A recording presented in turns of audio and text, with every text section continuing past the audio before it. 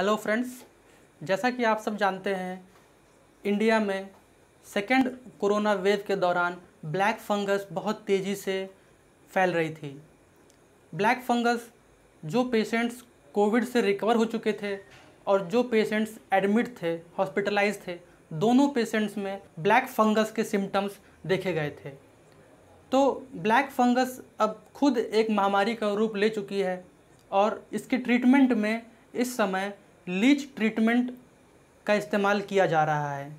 तो इस वीडियो में हम जानेंगे कि लीच ट्रीटमेंट क्या है, लीच ट्रीटमेंट क्या ब्लैक फंगस को ठीक करने में कारगर है और लीच ट्रीटमेंट करवाने में क्या क्या कॉम्प्लिकेशंस हो सकती हैं। तो अगर आपको ये सब चीज़ें जाननी है तो बने रहिए इस चैनल डॉट बस्टर के साथ।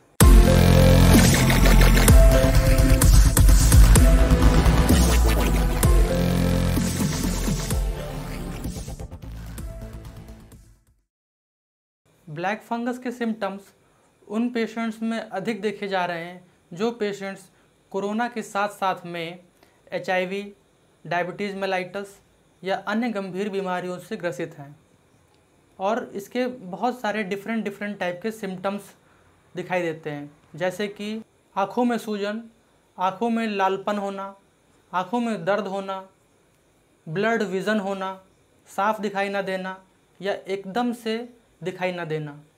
अगर ब्लैक फंगस को इनिशियल कंडीशन में ट्रीट नहीं किया जाता है तो ये बहुत ही फेटल डिजीज़ है और इवेंचुअली पेशेंट की डेथ भी हो सकती है। तो अब हम स्टार्ट करते हैं कि लीच थेरेपी बेसिकली है क्या। तो लीच थेरेपी के लिए सबसे पहले हम बात करेंगे लीच की। लीच को हम जोक कहते हैं, हिंदी में इसे जोक कहा जाता है और ये बिलोंग करते हैं एनेलिडा समूह में और ये ब्लड सकिंग एनिमल्स होते हैं। ये एनिमल्स ब्लड सक करते हैं जब ये ह्यूमन टिश्यू के कांटेक्ट में आते हैं। There are 2 types of leech. 2 तरह के लीच पाए जाते हैं, एक पॉइजनस लीच और एक नॉन पॉइजनस लीच। तो जो नॉन पॉइजनस लीच होते हैं उसका हम यूज़ करते हैं लीच थेरेपी में, है ना। Next, leech which belongs to hirudogenus. जो लीच हिरुडोजीनस को बिलोंग करते हैं उनको मेडिसिनल लीच कहते हैं और यही लीच यूज़ करते हैं हम लोग लीच थेरेपी में। इनका कल्चरिंग भी होता है और इनका लार्ज स्केल पे कॉमर्शियल प्रोडक्शन भी होता है। लीच थेरेपी एक एंशियंट ट्रीटमेंट थेरेपी है जो तकरीबन 3500 BC से चली आ रही है।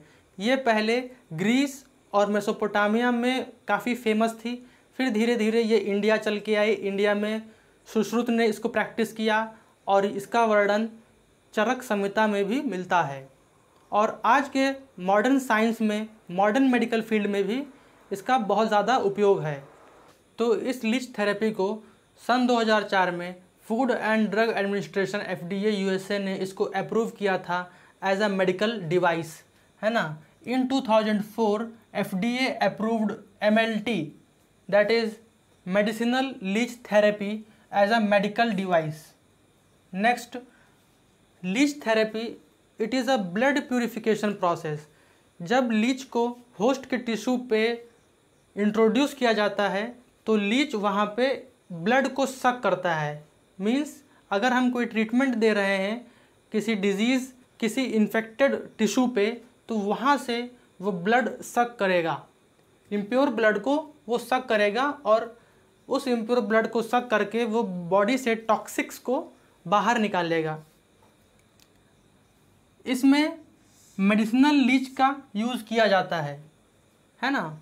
अगर by mistake non medicinal leech का यूज़ कर लिया गया तो कंडीशन बहुत ही ज़्यादा एडवर्स हो सकती है और बहुत ही सीवियर एलर्जीज़ उस पर्सन को हो सकती हैं। तो देखते हैं फिगर में, लीच आप देख रहे हैं, ये लीच का एंटीरियर साइड है और ये लीच का पोस्टीरियर साइड है।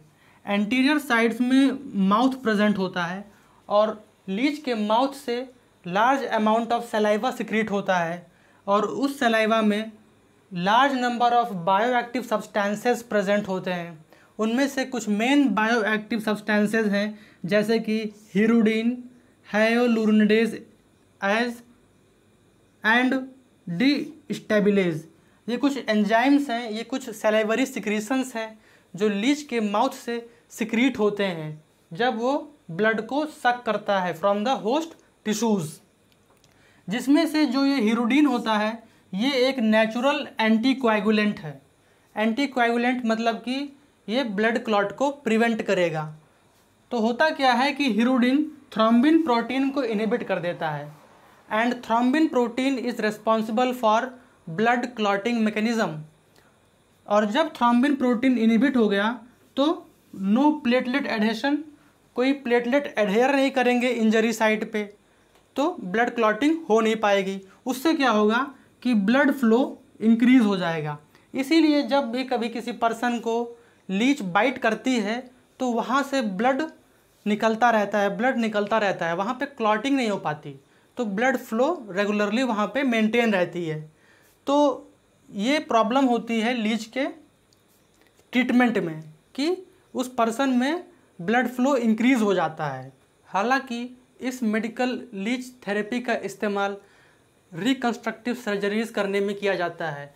रिकंस्ट्रक्टिव सर्जरीज़ यानी कि प्लास्टिक सर्जरीज़ जिसमें कि बॉडी पार्ट्स को रिफ्रेम किया जाता है। इसी के साथ में osteoarthritis, gout, rheumatoid arthritis, root canal treatment as well as बहुत सारे eye, nose and throat disorders में भी इसका यूज़ किया जाता है। हालांकि अभी कोई साइंटिफिक एविडेंस नहीं मौजूद है कि वाकई में क्या medical leech therapy black fungus को रोकने में कामयाब है या नहीं।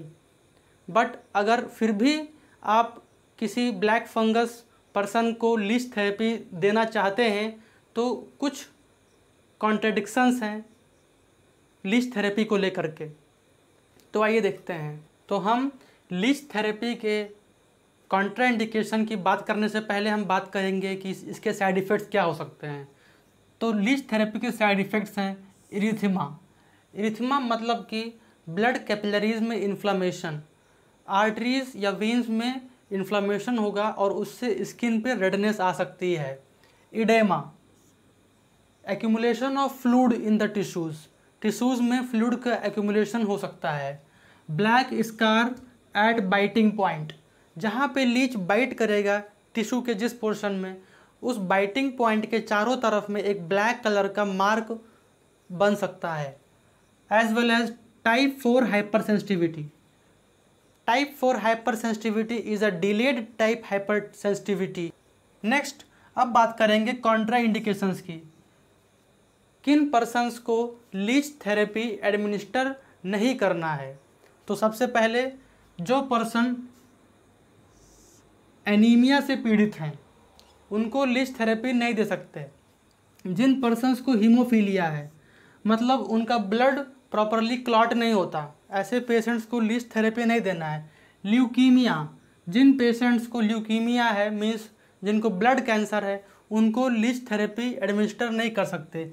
आर्टीरियल इनसफिशिएंसी, ऐसे पर्सन्स जिनके आर्टरीज में किसी भी वजह से प्रॉपर ब्लड फ्लो नहीं हो रहा है, उसमें रुकावट आ रही है, उन पर्सन्स को भी हम लीच थेरेपी नहीं दे सकते। हाइपोटेंशंस मीन्स लो ब्लड प्रेशर, जिन पर्सन्स का बीपी लो रहता है उनको भी ये ट्रीटमेंट नहीं दे सकते। सेप्टिक डिसऑर्डर्स, किसी भी प्रकार का बैक्टीरियल इन्फेक्शन अगर बॉडी में है तो भी इसको एडमिनिस्टर नहीं कर सकते हैं। नेक्स्ट है कैकहेक्सिया। कैकहेक्सिया मतलब कि जो पेशेंट्स जैसे कि HIV के पेशेंट्स हो गए, उनके लास्ट स्टेजेस में उनका मसल बहुत तेज़ी से डिजेनरेट होता है, उनके बॉडी का वेट बहुत तेज़ी से गिरता है, ऐसे पेशेंट्स को हम लीच थेरेपी एडमिनिस्टर नहीं कर सकते। हिपैटोबाइलरी डिजीज़, ऐसे पेशेंट्स जिनको कोई भी प्रॉब्लम है लीवर से रिलेटेड, गॉल ब्लैडर से रिलेटेड या फिर बाइलरी डक्ट से रिलेटेड, अगर लीवर में बैक्टीरियल इन्फेक्शन है या फिर गॉल ब्लैडर में कुछ प्रॉब्लम है तो उन पेशेंट्स को भी हम लीच ट्रीटमेंट नहीं दे सकते हैं। Next is HIV patients. HIV patients में को भी हम लीच थेरेपी नहीं दे सकते हैं।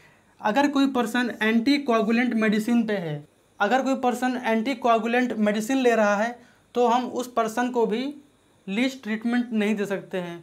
लीस्ट ट्रीटमेंट हम बच्चों को नहीं दे सकते, जो प्रेग्नेंट मदर्स हैं उनको नहीं दे सकते, और जो मदर लैक्टेटिंग मदर्स हैं जो ब्रेस्ट फीडिंग करवा रही हैं बच्चे को, उनको भी हम लीस्ट ट्रीटमेंट एडमिनिस्टर नहीं करेंगे। हालांकि लीस्ट ट्रीटमेंट का कोई साइंटिफिक एविडेंस नहीं है कि ये ब्लैक फंगस को पूरी तरीके से क्योर करती है या नहीं करती है। अब तक ब्लैक फंगस को क्योर करने के लिए जो सबसे सटीक उपाय है वो है सर्जरी। बाय सर्जिकल प्रोसीजर्स उस टिश्यूज़ को रिमूव कर दिया जाता है जहां पर म्यूकरमाइकोसिस के इन्फेक्शन होते हैं, और उसके बाद में amphotericin B liposomal IV injections administer किए जाते हैं, और अदर एंटी फंगल ड्रग्स उसके साथ में कोऑर्डिनेशन में दिया जाता है। यही एक वेल प्रूवन, साइंटिफिकली प्रूवन बात है जिससे ब्लैक फंगस ट्रीट हो सकती है। तो अगर आपका विश्वास है, अगर आपको विश्वास है कि हाँ इस लीस्ट ट्रीटमेंट से ब्लैक फंगस ठीक हो सकता है, तो बेशक आप इसका इस्तेमाल कर सकते हैं, इसमें कोई भी हर्ज नहीं होगा। अदरवाइज़ अगर साइंटिफिकली प्रूवन बात की जाए तो इसका एकमात्र उपाय है वो है surgical removal of infected tissues. तो आई होप कि आप लोगों को ये वीडियो बहुत ही अच्छा लगा होगा। अगर अच्छा लगा है तो इसको लाइक कर दीजिए, कमेंट करिए अगर कोई भी आपको डाउट हो, और सब्सक्राइब जरूर कर लीजिए चैनल को ऐसे ही इंटरेस्टिंग वीडियोस पाने के लिए। तब तक के लिए धन्यवाद। Thank you for watching.